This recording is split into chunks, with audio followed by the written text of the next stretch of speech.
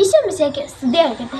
ബഹുമാനപ്പെട്ട വികാരി അച്ഛ, സിസ്റ്റേഴ്സ്, ടീച്ചേഴ്സ്, എൻ്റെ പ്രിയ കൂട്ടുകാരെ, നിത്യം ആരാധിക്കപ്പെടേണ്ട ദിവ്യകാരണം എന്ന വിഷയത്തിലെ ഏതാനും വാക്കുകളാണ് ഞാനിവിടെ പറയാൻ പോകുന്നത്.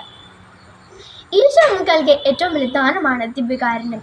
സ്വർഗത്തിലേക്കുള്ള മാനവന്റെ യാത്രയിലെ പാതയമാണ് അഥവാ പൊതുസോറാണ് ദിവ്യകാരുണ്യം. മനുഷ്യത്തോടുകൂടി വസിക്കാൻ സ്വർഗത്തിൽ നിന്ന് ഭൂമിയിലേക്ക് താനിറങ്ങിയ സ്നേഹത്തിന്റെ പേരാണ് ദിവ്യകാരുണ്യം. ഈ ദിവ്യകാരുണ്യം എന്നും ആരാധിക്കപ്പെടാനും സ്തുതിക്കപ്പെടാനും യോഗ്യനാണ്.